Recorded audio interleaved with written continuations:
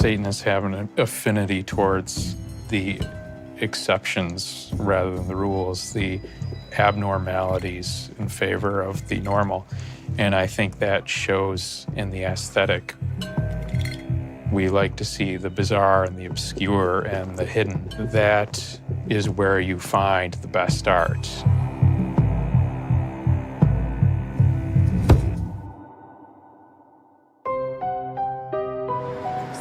Bridge Street in Salem, an old Victorian house, once a funeral home. Now the new headquarters for the Satanic Temple, according to their website, a nationally recognized religious and political group.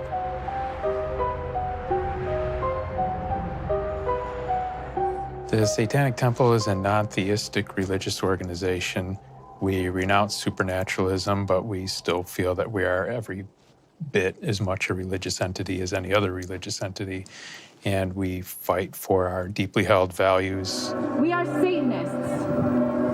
We engender moral, spiritual, and sexual freedom, personal independence, and insist upon personal choice in all things.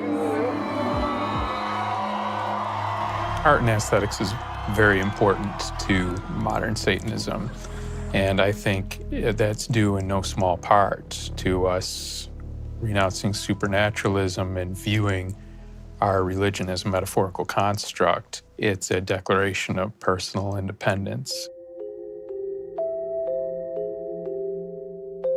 I use satanic imagery in my work to talk about the imbalance of power within our country, within gender, within sexualities. The attraction to Satan is one of the ultimate rebel, the one that wants to work against order, the authority, so to speak, of Yahweh, of God.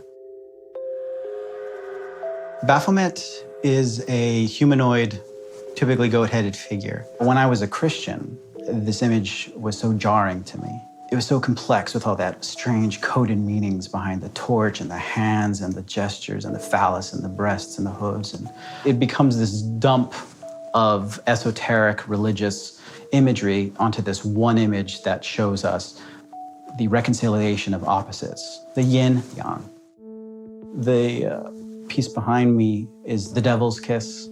This is what was purported that witches would have to do in order to show their allegiance to Satan. I very much love the dialogue of racialization of Satan throughout history. He was given an aquiline nose to represent very Semitic features, and he was also given blue skin or black skin to represent that as well. And so it was kind of Europe's interpretation of being anti-Semitic and also anti-black. So Satan is, in modern incarnation, is less of this biblical figure and more of this like, well, we think this group of people are the devil. But in my world, he has power. And so he's enjoying the hell out of it.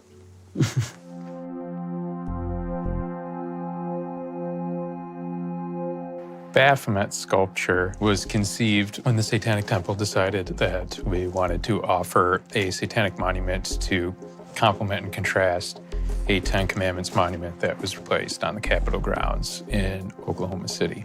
You have no problem with the Ten Commandments standing there next to your devil figure, right?